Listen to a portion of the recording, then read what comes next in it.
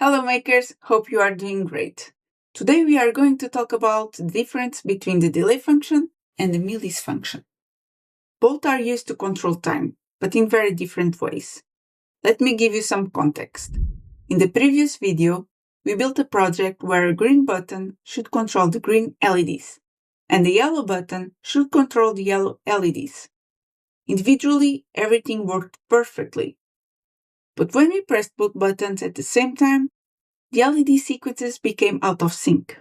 In other words, the two actions couldn't truly happen simultaneously.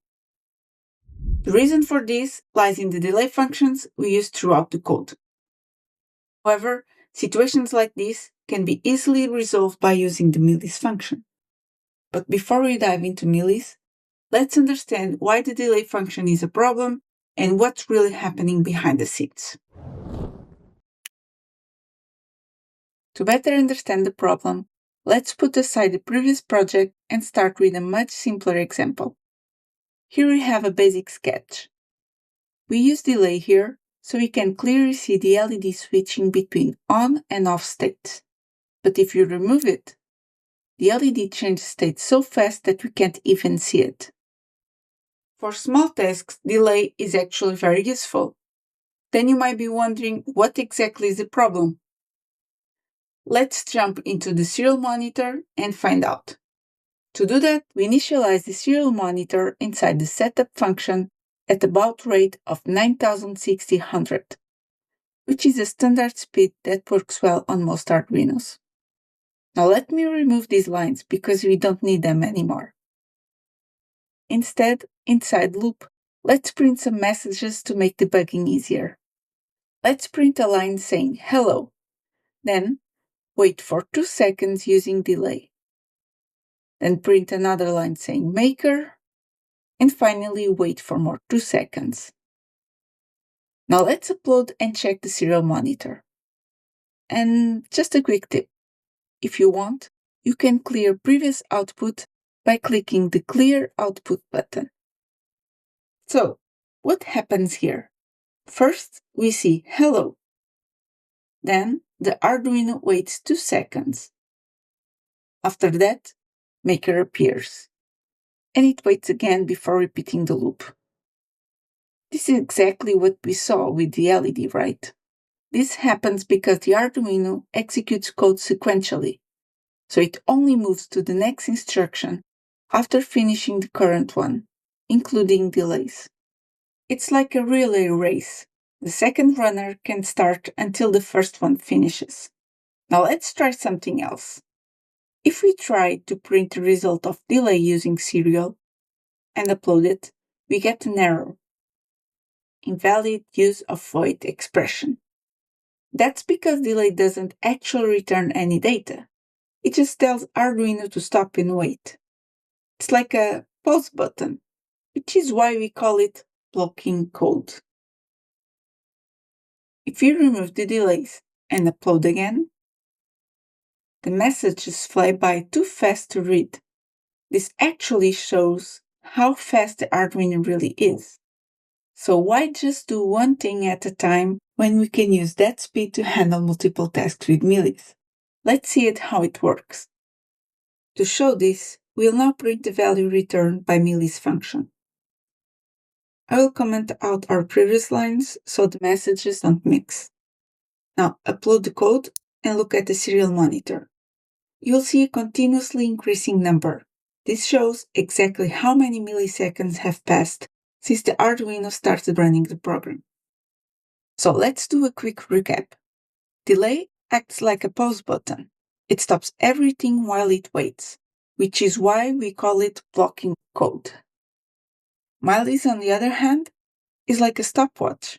It keeps counting time in the background while your program keeps running normally. That's what we call non-blocking code. Now that we understand the difference between delay and millis, let's see how we can implement it. This function requires a few more lines of code, but looking on the bright side, it gives us the power to do multiple tasks at the same time. Let's create a new sketch. To make this work, we need 3 variables. The first one is currentMillis. This stores the time the Arduino is reading right now. We use long instead of int, because int can only store values from negative 32,768 to 32,767. With a long, we can store much bigger numbers. In fact, numbers so big I can't even pronounce them. This allows us to track time for a much longer period. We can improve this even further by using unsigned. Unsigned means the variable cannot store negative numbers, which in this case doubles the positive range. That's why, as long as the Arduino stays powered on, this timer will keep running for about 49 days before resetting, which is more than enough for most projects. And of course, if you unplug or restart the board, the counter will start over. Now the second variable that we need is previousMillis. Unsigned long previousMillis equal 0. This keeps track of when the last event happened. Finally, we define the interval. This is the equivalent of delay we want between actions. Let's choose 500 milliseconds. As before, in setup, we initialize the serial monitor so we can print messages. Inside the loop, we update the current time. currentMillis equals millis. Then we create a condition to check if the time since the last event is greater than or equal to our interval. If 500 milliseconds or more have passed, we print turn LED on. Otherwise, we print a different message. Let me upload the code again. See that? Turn LED on pops up every half second, but the Arduino never really stops. You can see from those waiting messages that it's still doing other things in the background. Let me enable auto scroll so it's easier to follow the messages. If you look closely, the time between each turn LED on isn't exactly 500 milliseconds every time. That happens because the Arduino takes a tiny fraction of time to run the rest of the code before checking the clock again. If you want to dive even deeper, I highly recommend checking out the official Arduino documentation. They go into more detail and also mention a function called micros for when you need extreme microsecond precision. But for 99% of your home projects, milli is going to be your best friend. Let's go back to the original LED example where we used delay to blink the LED.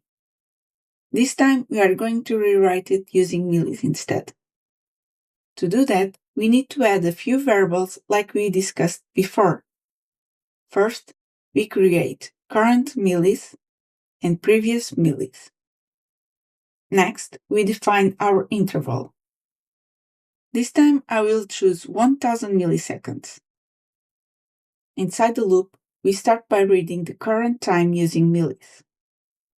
The next step is to check if the difference between the current time and the last recorded time is greater than or equal to the interval. If that is true, it means 1 second has passed. This line simply resets the timer for the next cycle. Now comes an important part. Instead of manually turning the LED on and off like before, we are going to toggle its state.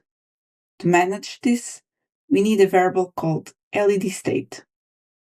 Since an LED can only be on or off, we use a Boolean variable.